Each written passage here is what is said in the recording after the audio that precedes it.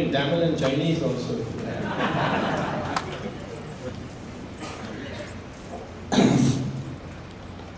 First of all, I would like to express my appreciation to Yuva Bharati and its convener, MLA of this area, for this invitation on not only the book, to release the book of the Sultan, but also to place in perspective what this book would mean in part of the regeneration of this country, which could be possible after the next elections. The author, Sandeep Balakrishna, is a multifaceted personality.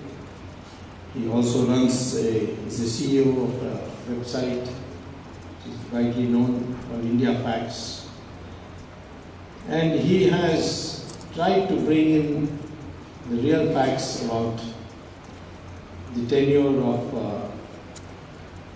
TIPU Sultan and how it is different from what is being projected as TIPU Sultan the Tiger.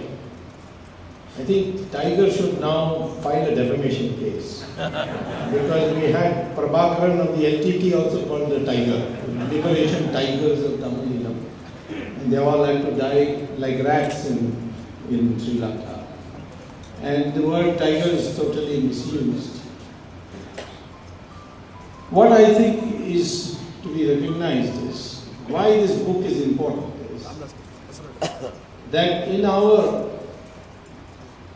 nation building, which should be of great importance after 2014, I am 100% certain that there will be an absolute majority BJP government with Narendra Modi as the Prime Minister.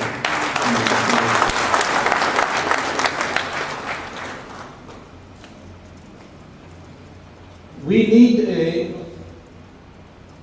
Indian mindset.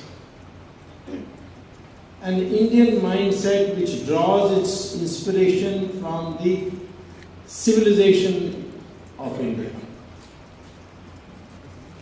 There have been 46 civilizations in history, recorded in history. 45 have disappeared. Whether it's the Greek Revolution as a civilization, or the Egyptian civilization, or the Mesopotamian civilization, the Babylonian civilization, the Zoroastrian civilization of Iran. All these have disappeared. But the Hindu civilization is the only surviving and continuing civilization today in the history of the world. And the people of this country and the Hindus of this country have staunchly fought to protect it against the most brutal leadership that was provided by invaders in this country. When I was teaching at Harvard, I had a Saudi Arabian student who once asked me whether he could meet me after class. And when I met him after class, he said that his university in Saudi Arabia, the scholars there were working on a project on India. And they wanted me to answer a question which was puzzling them. So I said, what's the question? He said, why is India still 80% Hindu? So I was a bit surprised by this question. I said, I don't understand the meaning of it. So he said, you see, we are studying Islamic history. We find that the Islam conquered Iran and from the Zoroastrians and established a kingdom. And in 15 years we were able to convert Iran into 100% Muslim country. In the neighboring countries of Mesopotamia and Iraq, which we later amalgamated Mesopotamia and Babylon, which we later integrated as Iraq. In 17 years we converted that country after capture to 100% Muslim. Egypt also we converted in 21 years, destroyed the Pharaoh civilization and established Islamic civilization. The Christians conquered Europe, and in 50 years they were able to convert the whole of Europe to Christianity. But India, 800 years of rule of Muslims and 200 years of rule of the Christians to the British, and you're still 80%, we want to know what the secret is. The secret is that throughout India, the fight never ceased. You're in Mysore, the great state of Karnataka produced this great empire called the Vijayanagara Empire. It was founded by the Sringeri Shankaracharya by reconverting two boys who had been forcibly converted to Islam, and founded this empire, which went to the borders of Bengal. It covered more land under its control, it brought more land under its control than the Mughal Empire ever did. It lasted 300 years. The core Mughal rule from Akbar to Aurangzeb is only 150 years and had controlled much less land. And yet you open the history book, you find one chapter for each Mughal emperor, but only one paragraph for Vijayanagara Empire, where they say there was a civil empire, Vijayanagara Empire in South India, which lasted, which brought about Hindu Renaissance in parts of India. Now, if you in North India were to ask anybody, I think probably true even in South India, that do you know about Vijayanagara Empire? They will not know. So, what is the impact of this kind of teaching of history? It creates a mindset that we were losers, anybody came from abroad, conquered us, ruled us, which is what is being propagated. And what we have to show is, whether it's the Vijayanagara Empire, whether it's Rana Pratap. Rana Pratap was the Rana of Udaipur. He was defeated by Akbar. So he had to go and hide in the forest, with nothing in the king.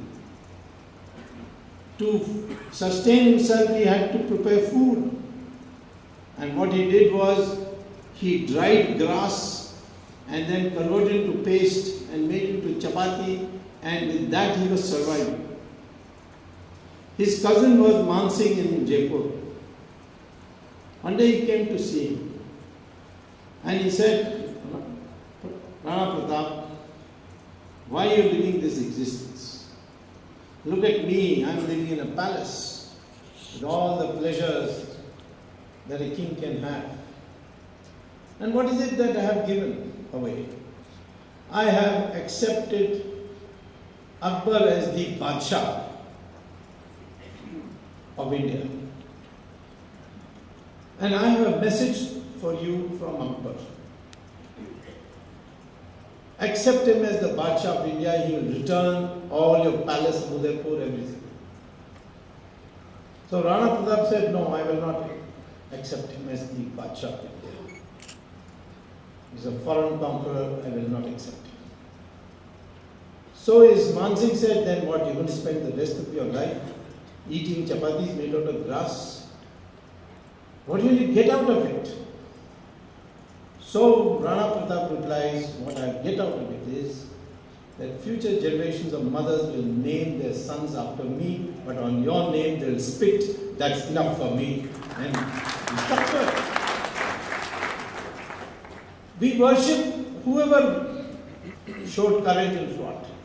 Rana Pratap lost, but we worship him. Shivaji won, we also worship. Rani Jhansi lost, we worship. In Karnataka, Rani Chennamma, she lost, but you all adorer. In Tamil Nadu, Kattabomman was hanged by the British on the street corners of Tirunelveli. But the Tamils remember him. And not all those who compromised with the British. It's all over India. Even later on when Subhash Chandra Bose, he did not lead you to freedom. But we revere him. Because essentially, those who fought injustice, we remember in this country. So I'd like a mindset to be developed that here is a country which never submitted to the foreigner. Even today, we are not submitting to the foreigner.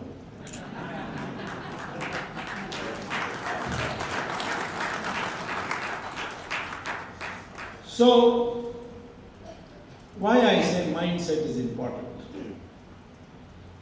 is, let me tell you that we are 120 million people or something like 1 billion, 20 million people.